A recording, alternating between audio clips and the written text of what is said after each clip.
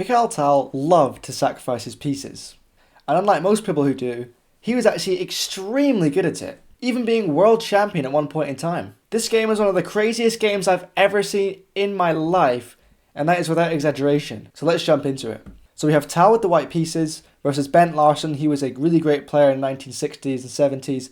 He was a Danish player. So we see Tal opens with e4, we see c5 by Larsen. This is the Sicilian defense. Knight f3, knight c6. This is known as the Magna Sicilian these days. It wasn't played as much back in that time. They used to go and prefer d6. So a little bit interesting.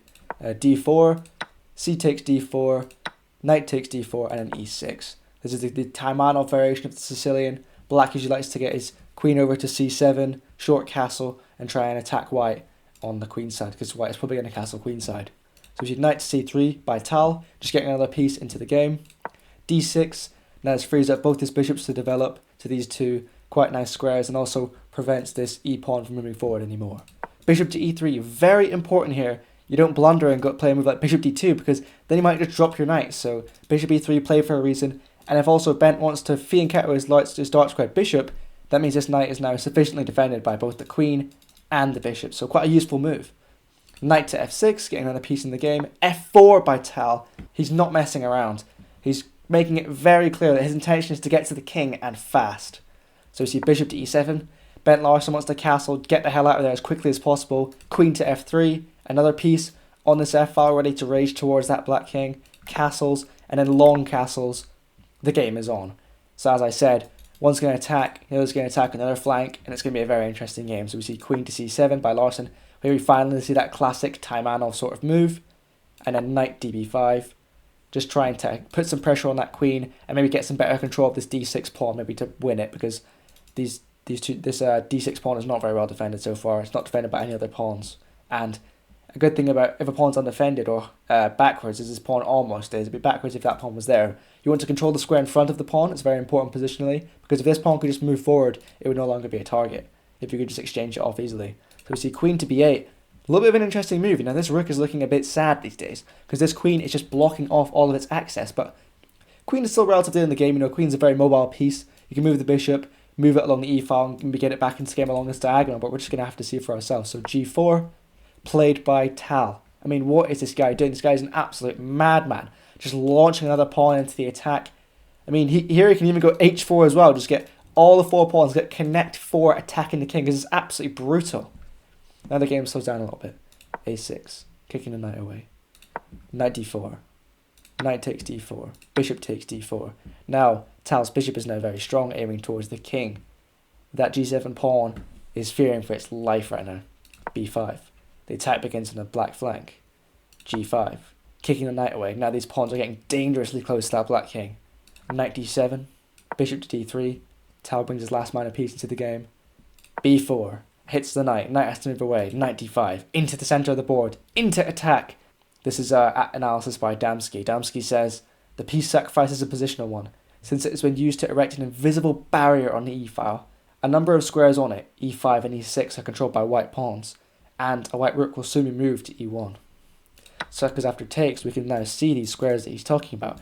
These are key squares, because if black ever wants to rotate some pieces into defense of his king, he won't be able to do it because these pawns control these crucial squares. So very interesting sacrifice by Tal. Knight for a pawn. But you can see the initiative here. All of his pieces are so active. It does make a little bit of sense, but not a move many people on this earth will be able to play. f5, played by Larsen. Wants to try and stuff up black's attack, block the bishop, and maybe try and stem the bleeding that's going on the king side.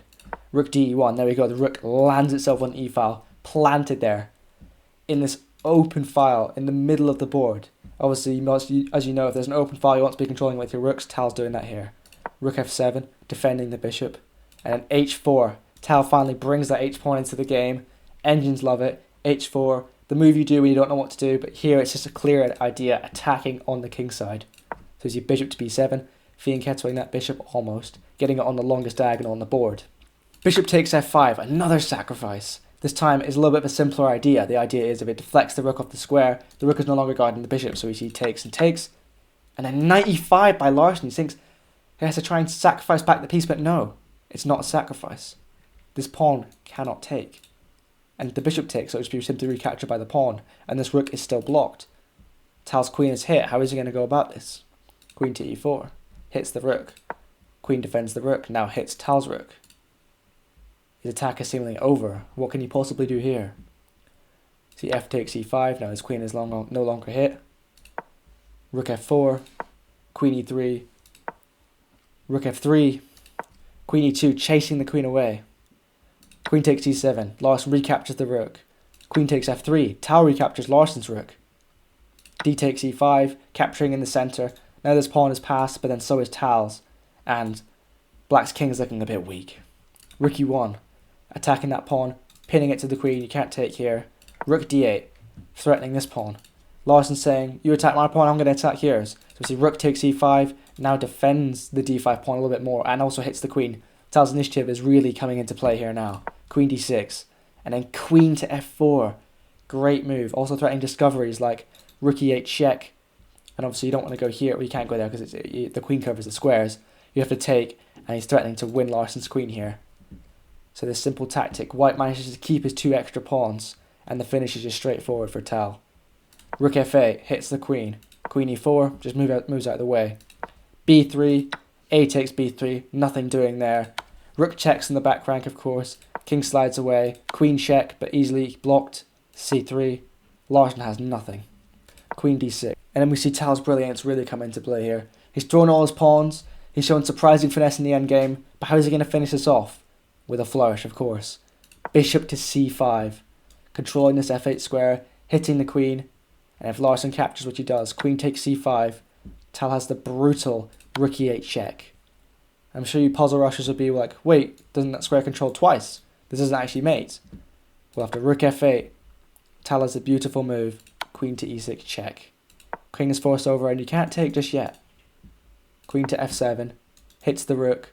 No way to defend. Because if you try and make some breathing room in a move like h6, just g6, anchoring in the queen and blocking off the square, and Tal is completely winning. And if you also try a move like g7, and capture that rook for free, and black is forced to give up his queen. So after queen f7, Larsen resigned the game, giving Tal one of the most beautiful victories in chess history after such a mad attack. What finesse in the finish to convert that game so beautifully. So if you guys enjoyed that video, should be another one popping up now that YouTube actually thinks you're going to enjoy the most, so definitely good to give that one a watch. Comment your thoughts on this game, comment who your favourite player is. Mine's probably definitely Tal. All of his games have so much beauty, and hopefully I'll see you guys in the next one.